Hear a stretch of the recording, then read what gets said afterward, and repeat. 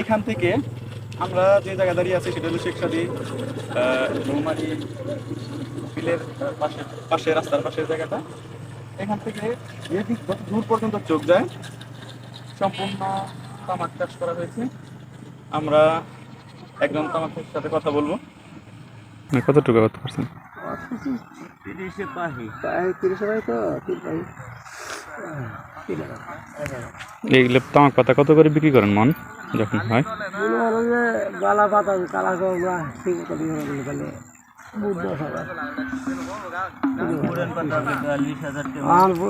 42,000 টাকা মন। আর এক পাখি থেকে কিরকম হয়? কত আর বালা পাতা পাতা নেই পাতা হলে পাতা 10 মণ পাতা এক ইয়েতে এক পাখি 10 মণ হবো। আর গেলে পাতা এটা 6 মণ 7 মণ। আপনাদের খরচ কিরকম হয় এক পাখিতে? খরচ আছে।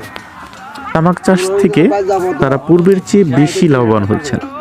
তাদের মতে সঠিক সময় বীজ রোপণ, সার প্রয়োগ এবং নিয়মিত পরিচর্যা তামাকের ভালো ফলনের জন্য অত্যন্ত গুরুত্বপূর্ণ।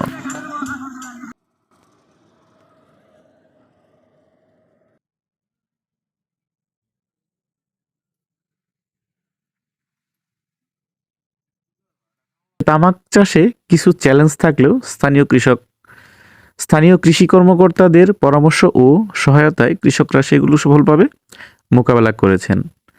তারা নিয়মিত প্রশিক্ষণ ও কর্মশালার মাধ্যমে নিজেদের দক্ষতা বৃদ্ধি করেছেন।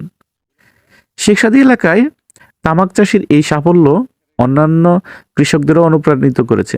এবার আমরা আরেকজন তামাক চাষির সাথে কথা বলি এবং আমরা জানার চেষ্টা করব কিভাবে আসলে এগুলো সংরক্ষণ করা হয় এবং প্রক্রিয়াজাতকরণ করা হয়। কাটা তামাক পাতা কতদিন শুকাইতে হয়? এটা সানকিউরিং করা হয় রোদে শুকানোর জন্য।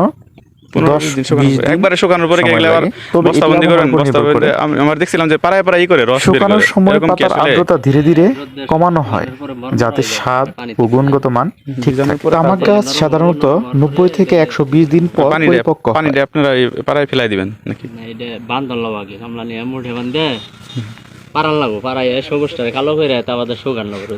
আচ্ছা, ঠিক আছে, ধন্যবাদ।